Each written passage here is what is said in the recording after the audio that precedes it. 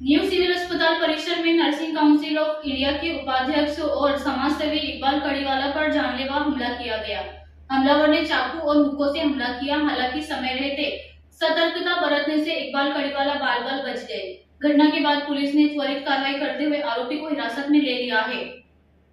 इकबाल कड़ीवाला को किसी आवश्यक कार्य से अहमदाबाद जाना था। इसके लिए सुबह करीब 5 बजे अपनी कार लेकर न्यू सिविल अस्पताल के मेन गेट के पास स्थित कैंटीन के नजदीक खड़े हुए थे।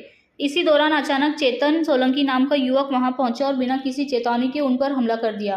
प्रत्यक्षदर्शियों के मुताबिक हमलावर ने पहले इकबाल कड़ीवाला के चेहरे पर लगातार मुक्के मारे और फिर जेब से चाकू निकालकर जानलेवा वार करने की कोशिश की। अचानक हुए इस हमले में अफरा तफरी मच गई, लेकिन इकबाल कड़ीवाला ने सूझबूझ दिखाते हुए खुद को बचा लिया, जिससे चाकू का वार उन्हें नहीं लग सका। हमले के बाद आरोपी मौके से फरार हो गया, लेकिन आसपास मौजूद लोगों और अस्पताल स्टाफ की मदद से कुछ ही मिनटों में मधुरा गेट के पास से उसे पकड़ लिया गया। प्रारंभिक जांच में यह हमला पुरानी दुश्मनी और नौकरी से निकाले जाने के गुस्से का परिणाम माना जा रहा है।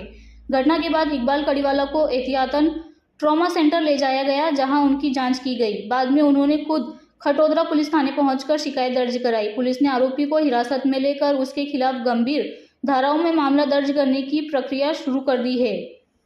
साहब आपने इकबाल कड़ीवाला બગડે તમારા પર હુમલો કરવામાં આવ્યો કઈ જગ્યાએ શાના માટે?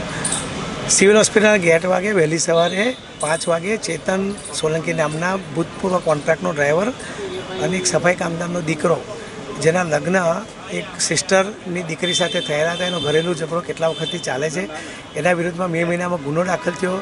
નાસ્તો ભરતો હતો, મદદ માટે આવેલો ગણેશને લઈને, ના પાડી કેમ કે કેમ્પસમાં અમારી પાસે જ મોટો થયો। ઘણીવાર એને અમે છોડાયો પણ છે, પરંતુ મદદ ન મળતા આજે એના ઘરે પણ નથી રાખતા, એની પત્ની પણ એને નથી રાખતી, એટલે ખૂબ ઘાતકી થઈ ગયેલો છે। જે સવારે આવીને મારી પર હુમલો કર્યો, ચપ્પુથી હુમલો કરવાનો પ્રયત્ન કર્યો, ત્યારબાદ એને ફટકો પણ લઈને મારી પાછળ દોડ્યો।